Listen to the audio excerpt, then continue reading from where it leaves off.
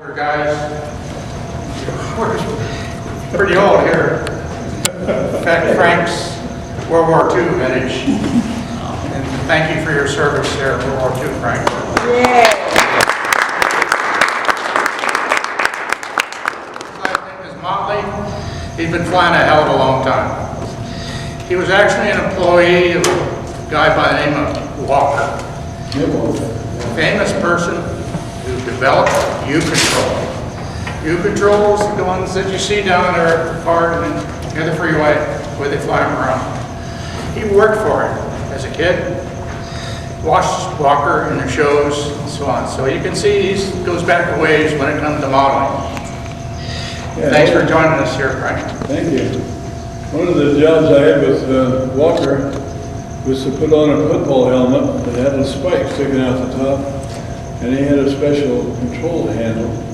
And as a demonstration he did was to fly 3 airplanes at one time in a circle, U-Control. And the spike was for the one handle, but it had a hole in it. You just set that on there and it was all trimmed out to be neutral, okay? And if the engine was running on the airplane, well, it would fly about 15, 20 feet off the ground, pretty stable, you know. You could do this, which would change the elevator a little bit. So the job of the guy who was wearing the helmet was to look sideways through your ear to see where the damn airplane was. It was a little bit tricky, but you learn not to nod your head very much. And after that was so that you could then have somebody else trim the 2 airplanes that you flew along with, the one on the helmet.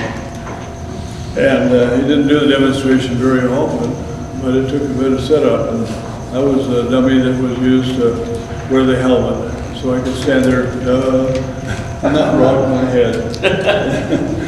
And that was that. Those are the days when after they developed the little 2-strokes that we use with low field, spark plug ignition, they didn't have much to do with them until they tethered them. Before that it was free flight. You launch it in the air and keep your fingers crossed that you might get it back. Tethering was a big development for U-Control. That's what I learned on too. Mark back here joined us in the second event for our Spirit event in '81. We had extra room and he was a kid at the time. We didn't have any extra rooms. We made room. He was on like the kid on the fence staring at you and with mouth and jaw dropped, watching what we do. We couldn't deny it. So he joined us and proved to be a hell of a result. Former president of the club here. How many years, Mark? Former editor for the club here. How many years, Mark? 15. 15 years. Put out the newsletter here in the area. So he's a very excellent veteran of our club. Thank you for your many years there, Mark.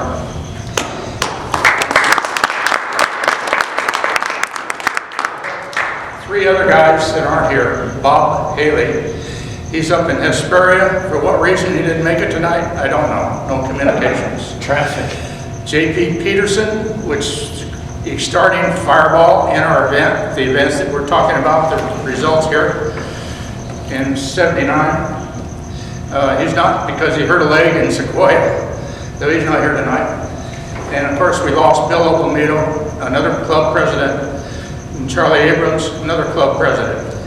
So you can see we have a lot of people that really enjoy making the club happen.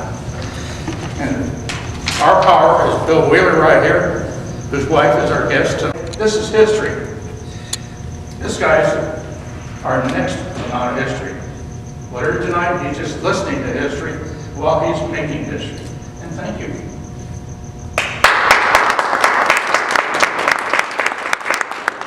Okay, in '79, JP heard through the change. Actually, I got to prelim that. In '75, which was our, I got to stop and think now. '76, okay. 1976 was the United States Centennial, 200-year celebration. 1976, the relation between when the country was, when the United States became the United States. Anyway, this guy thought it'd be neat to fly a model airplane all the way across the United States. Oh yeah. So we did. His name was Bob Rich, and his wife Doris accompanied him. They used a motorhome. They flew several model airplanes, rebuilt them several times, but they did it all the way across Kitty Hawk to Oceanside. A couple of years later, he got the brilliant idea, and I think it was brilliant, about why not let everybody else do it, join in and enjoy what he enjoyed, and form a bunch of teams and see if we can fly all the way across the states with the teams. So that's the way it got rolling. JP heard about it, got 4 or 5 of us guys to all jump in on it, and we opted in to fly the legs that were developed from the event. They were flying legs all the way across the states in teams, usually about 500 miles a leg. The teams were 5 persons a team, and they'd get 5 teams. And Bob Rich would organize these groups and fly these across, and they were 2-day events each one. So each day they'd fly 200 to 300 miles, depending on where they were at, states. Our legs were from Tucson to Phoenix, and from Phoenix to Blythe in '79. In '81, when we did it again, it was Blythe to Barstow and Barstow to Vegas.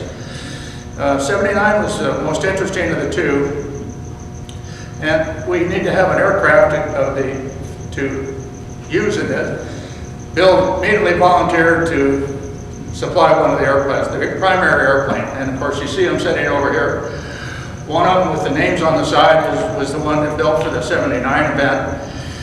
It became so precious after the event was over that he built another one for the '81 event so he could keep the '79 one. The '79 airplane was on display out at Covina Hobby for some time. Somehow it got out of there, but hadn't luckily run across the guy that got it, who was bragging about it. He knew about it because he built it, and he recovered it back. So we're kind of lucky to see that one here tonight. On the side of it, you'll see the team numbers. I mentioned that 2 of them aren't here, and of course their names are on there. After JP heard about it and signed it up, we had to do something about what are we going to do. The rules were 1 quart of fuel, 32 ounces. That weighs 2 pounds. You put and then you put it in an airplane and see how far you can fly during the event. We had the leg from Tucson to Phoenix, which is 105 miles.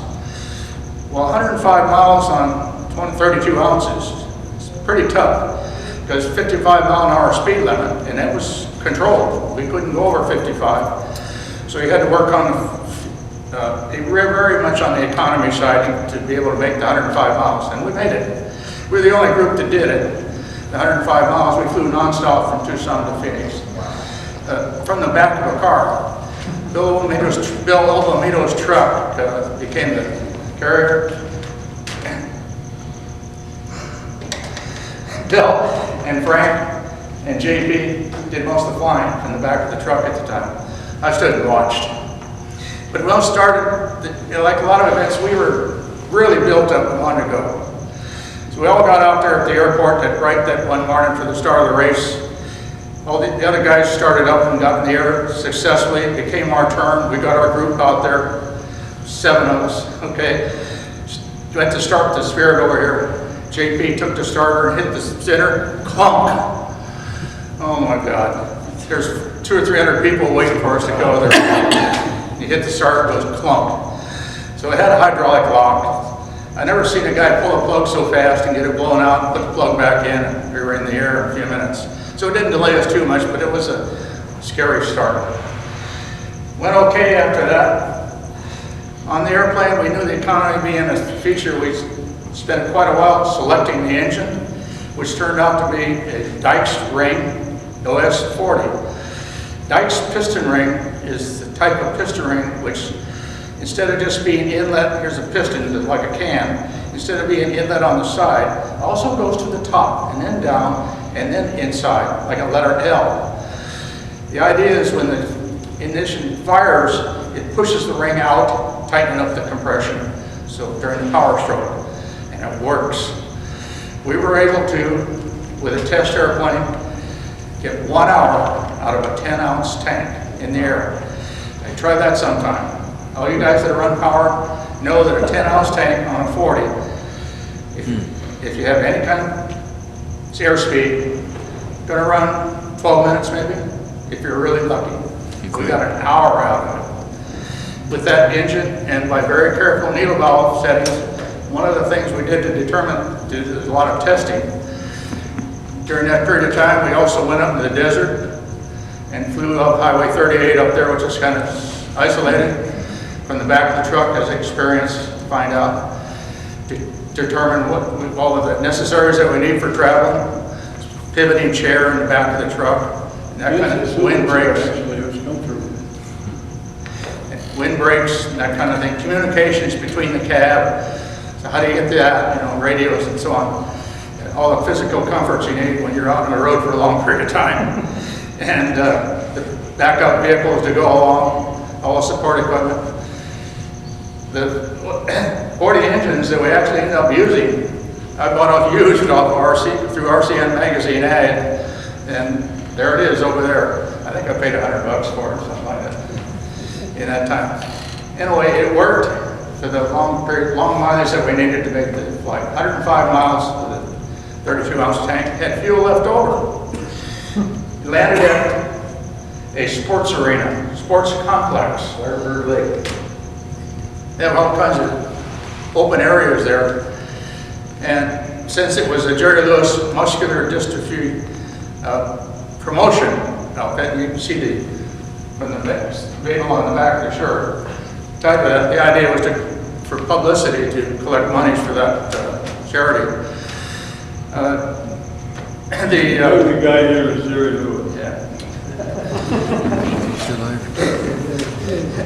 So since it was well publicized on local television that what was happening in Phoenix, we were on television that night because there was cameras in there to take place.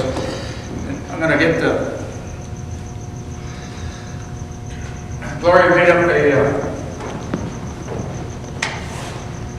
a nice little book of pictures of it. And here's pictures she took right off the screen. Somewhere in here, on television, and that was replayed, tape later in the night. Bill Diamond, Channel 10. Yeah. There's the spirit that you see sitting over there was on television in Phoenix that night. We kind of celebrated because we won that leg of the 5 teams. And he was famous. So you guys can imagine. The channel switch that night was going like this, trying to all the news stations to catch that video to get the shots. We had a ball that night. Next morning, just outside of Phoenix on the north side, the 10 freeway had not been completed into Phoenix at that time. One of the last structures that held them up was a big bridge. They had built the bridge, it was up there, it was usable, but it went nowhere. They used that to take off from the next day. So we took the top off the next morning with the Spirit. It was about 8 o'clock in the morning, I think, somewhere around there. And right down the bridge on the sloping side, in the air, and off we went. We were leading because we were ahead of the rest of the groups for a considerable time because the rest of the groups had to stop and refill, which we didn't have to do. As we got out of town, out of ways, I think it was about 15 miles or so, the Spirit's flying along beside us. The crew is in the back of the truck, 3 crew, 1 pilot, 2 observers, checkers, whatever you want to call them, communication people, a driver in the front seat. And the passenger side was an AMA representative to make sure we didn't go past 55 miles an hour. And here's the chair, there's the Spirit flying along, about 300 feet up, maybe 300 feet off the side of the road. Kind of try to keep it safe. Just puts along quietly, 55 miles an hour. Here comes a Cherokee 6, full size, pulls up besides the Spirit. There they are, there's a little tiny Spirit floating along, there's the Cherokee sitting right beside it. It couldn't have been 100 feet from that airplane. That was an interesting sight, to be accompanied down the freeway with the model airplane, flying with an airplane flying right beside it. He had his flaps down and his saw horn must have been blasting in his ear all the time, but it was quite a show. We made it to our first refuel. He stayed there probably 10 minutes. We made it to our first refuel spot, which we had picked out on the way down. And I was driving Frank's brand new pink Cadillac. Okay. And I had to take a piss. It wasn't big. When I had to take that piss, I mean I had to take a piss. So we saw the spot. I was leading our group, pulled off, what I thought was far enough clear, jumped out and took care of the problem. By that time, they showed up in a 64 Dodge Flying Spirit, landed it okay, free fuel, time to take off. I hit it toward, and that sucker tail dragging. You guys know how tail draggers hit immediately. There was the pink Cadillac. Oh, right heading towards it. So I didn't even wear the damn pink jacket. we were a good 10 minutes ahead, 15 minutes ahead of the next group because they had to refuel. We didn't. From this stop, we had probably flown 100 miles on that leg. Almost done. Yeah. And the leg was 175 miles. So anyway, when it got headed towards the pit, I grabbed more elevator, snap, then ended that. And luckily, when it hit the ground, it just broke off the tail wheel, but we had a backup airplane. So out of the other car, Charlie was driving, comes the backup airplane, off we went, down the road again. Everything was working normal on the backup airplane. By the way, we had a 2-speed needle valve adjustment. One for starting, you hit the retract switch on the transmitter, the needle valve worked, it's 90 degrees, leading the carburetor out on the needle. You can see it's still on the airplane over there. And which would adjust it to lean position, which means the throttle better be back low when you pull that switch, otherwise it'd be too lean to run at high speed. That's how we got the mileage. We're doing very good. Went through almost a Blythe, pulling in on the edges of Blythe, and if you've ever been there, coming from the Phoenix side, one of the first settlements you see is a big trailer court.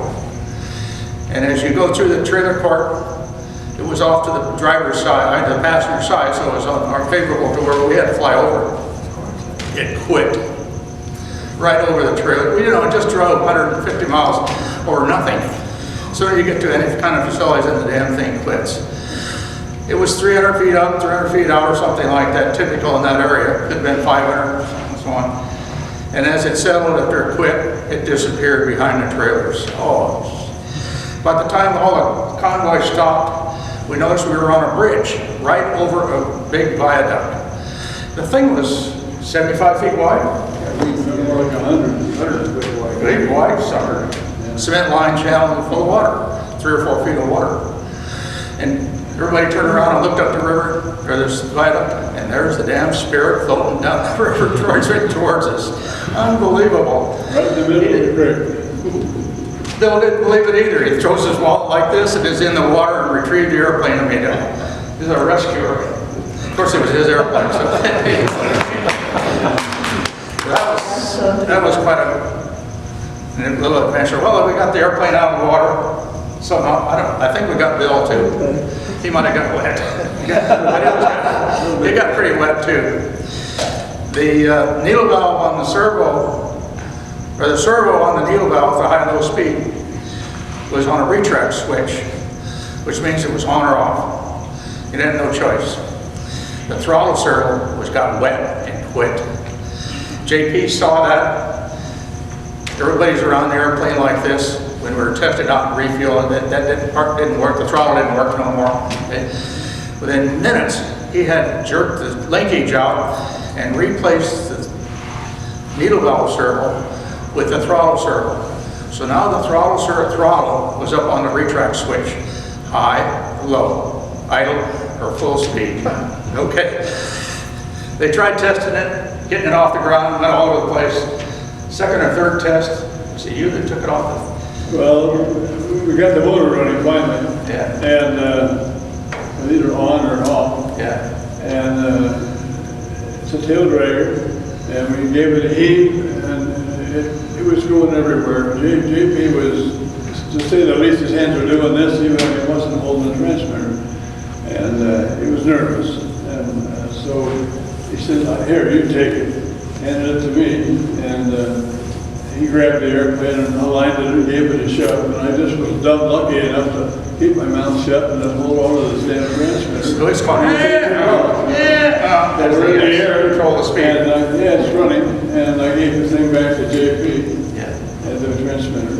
And he jumped into somebody's vehicle. I don't recall who. In the meantime, the team in second place went on by. We had lost the whole 15-minute lead time that we had. We followed them in, and we were about, what, half a mile? Yeah. Half a mile from the finish line after flying You can see the 250 finish miles line over the fairground. when it ran out of fuel. So we didn't make it in, but finished in with second place that day. But we have one of the best swimmers in the country. Yes. On our team. That's when the spirit was so high. You know, he ran down they run this bunch of water in the river there, and turned his head and looked back at JP and I, and he says, "What do we do?" And of course we're flying dry. Go get it. And he grabbed his billfold, put it down on the ground there because he didn't want to get his money wet, and jumped in. And it was about 10, 15 feet out there. Shoes and everything. Yeah. Shoes?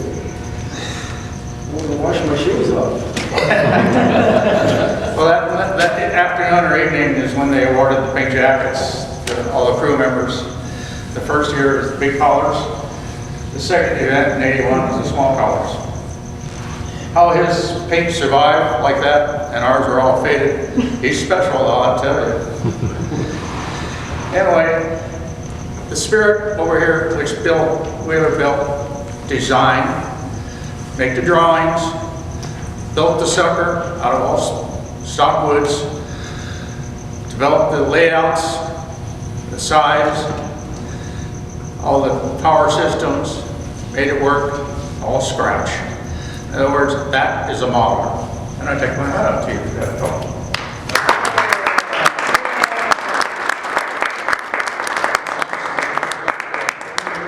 Like starting with a brown piece of paper. You take an old shopping bag, you open it up very carefully, and that's your drawing paper. Take an old 3-foot yardstick, start drawing your lines. That's a builder. And Bill's one of those types. Just a lot of fun, the whole shebang was a lot of fun from start to finish. I mean, we had more fun on that trip than we should have been legal. It was just really a lot of fun. Well, he rebuilt the damage to that one, and we used it again 2 years later, the next event, which was from what? Correction. Come on. Ontario racetrack. And it was blowing. It shouldn't even let us fly. The wind was blowing probably 40 miles an hour. One of those We tried to days. stand up and made us take off. The plane was going which way. But this was the newest one. He saved the original one from '79 as a souvenir, and he built the new one. By the way, you might notice that the vertical stabilizer is not quite scale, because the original one, which we flew scale, turned out to be too small. Chop it off and put on bigger ones, and that worked. Make a difference there. So, the first takeoff in '81, JP was taking it off, and he did the same trick that I did. Only he didn't head for a pink Cadillac. I don't know what happened. I think the airplane may have been slightly tail heavy. But here we go with another start, and it went in the first right off the bat. So we lost the second airplane immediately. First takeoff. Out comes the backup. Backup's gone, by the way. It's pretty got trashed. And we flew, like Bill says, to the heaviest damn wind coming down that Collin Pass that you wouldn't believe. Clouds of dust, waves of dust coming through. The airplane would disappear. And then there it was again. How would the engine survive through those waves of dust? God damn if I know. Made it up the grade, up to the top of the grade. In this event, it was a mandatory refueling stop at the top of the grade. By that restaurant that just burned down recently up there in the news, what was the name of that place? The Hilltop. Yeah, It was the Hilltop, wasn't it? the top of Collin Pass. Summit. Summit in. Oh, yeah. There's a couple of narrow roads, paved roads up there, and that's where we landed and refueled. The wind is blowing like hell. I took it off. It snapped. Where the wind got underneath it, boom. Didn't have enough aileron control on it to keep it straight. So here we now have two smashed airplanes. We were just barely into the first day of the 2-day event. We stayed in Barstow that night, And JP found a local hobby shop, and the guy cooperated. He had a workroom in back. You take a part, you take anything out of the shop, write it down, and we'll work out the bill later, that type of situation. 8 of us went in there. 8 of us rebuilt 2 airplanes that night in Barstow. CA just came out, not just months before. And that's when we used the hell out of CA, I'll tell you. There was sections of the airplane that were missing. So you lace a piece of wax paper down, put the parts together, fill that area up with baking soda, soak it with CA. 3 minutes later, it's secured, harder than a rock, solid or fillet straight, it's ready to go again. And it's light, back into the airplane. 2 airplanes got rebuilt that night. I think we were out of there about 11 or 12 o'clock that night to the hotel. Good night's sleep because we were tired. Next morning, the wind's still blowing. Am I going too long? No, please, keep going. Enjoy this. Wind's going like hell still. If you want to go to Vegas, it's downwind. That means, and it was blowing probably around 50 miles an hour as an average. One of those days. And so that means if you're going down the freeway 55 miles an hour, and the wind is 50 miles an hour in your direction, what speed's the airplane got to be? You're here at 55, the airplane's got to be 55 too. So flat in front of you. To take off that morning, we took off into the wind. Most of the airplanes, when they took off, they didn't take off, they just elevated. That's all they had to do, just go straight up, tuck the nose down, and go off your way. Bill's Spirit got out onto the freeway, and it wasn't 3 or 4 minutes after we took off. Now that's the second one over there. You wouldn't recognize it 15 minutes later after that event. Wind and the dust was blowing, and last time I seen it, we were going up the 15, and it has a big section in the middle. That airplane was upside down, inverted, heading for the, right between in the medium. And it was a Mustang coming this way. And I didn't know if I was going to hit the Mustang or the dirt. Luckily, we hit the dirt. It came apart all different directions. It was about 5:30, 6 o'clock in the morning, just light. Yeah. So traffic was very light. We were there out on the medium, retrieved the wreckage, pulled off into a side, the next turn off, took out the backup, and off we go again with the backup airplane. Did okay with the backup for quite a ways, clear up to the Baker grade, even made 1 refill stop. Did that successfully, no snap on takeoff. And about halfway up the Baker grade, with the wind going with us, I happened to be flying at the time, and it was getting so fatiguing in the nerves. Out of the airplane go in front of you so far, so you just barely see it. Turn around, go this way is 110 miles an hour the other direction, and then whip a turn. You couldn't whip it with that backup airplane. Hopefully it would make it, hopefully it made it. Back to slowly creep past you over and over again. So you have a tendency to slow the throttle down each time to keep this going ahead of you happening so often. I kept slowing it down. The Craft 5 transmitter did not have a ratchet on the throttle. You can't tell when you're at an idle. You can't feel it until you get there. When you get there, we didn't set the idle quite properly. It died, and that was the end of the end. As far as we're concerned, we walked the rest of the way to Vegas. Did I miss anything, guys? No, very much. No. Wow. So we had some pretty damn exciting moments. The Cherokee flying alongside, very unusual. You'll never see it again. I don't think so. Not certainly, well, I couldn't say that. There are people around there nutty enough like me that maybe they'll do it again. Maybe RJ's got an idea now. Go away with RJ. Fly down the freeway and full size come up with it. Okay, that was pretty good. How about Bill jumping in the water and retrieving the airplane? And how about the fact that it missed everything in the trailer court and hit the water? How about luck on That that? was pretty good. We'd be sitting in the back of that truck, watching an airplane like this flying, big trucks, big rigs be going back and forth, and there'd be the truck drivers looking at us like that, and they say, what we're looking at, you know? They didn't know it was an airplane up there, they just wondered what we're looking at. You know, the one thing about this event, it's a little hard to describe, but if you've heard about commando teams where everybody's focused on doing their job just right, just to be part of the whole. And that's the kind of spirit that just burst out amongst all these guys. Everyone trains so damn hard to do it right and get in there and get the job done. It was an experience that I have never experienced before or since.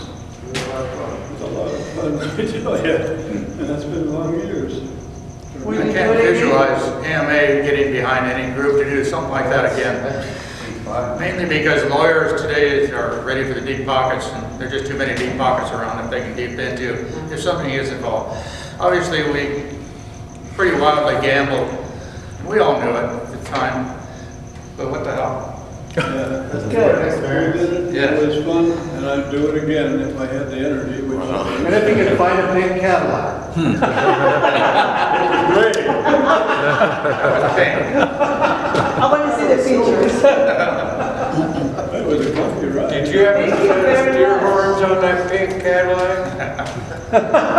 Great. I want to ride on the pink Cadillac. Well, you know how they have little decals for when you shoot down an airplane? He's got a little Spirit of St. Louis decal on the side.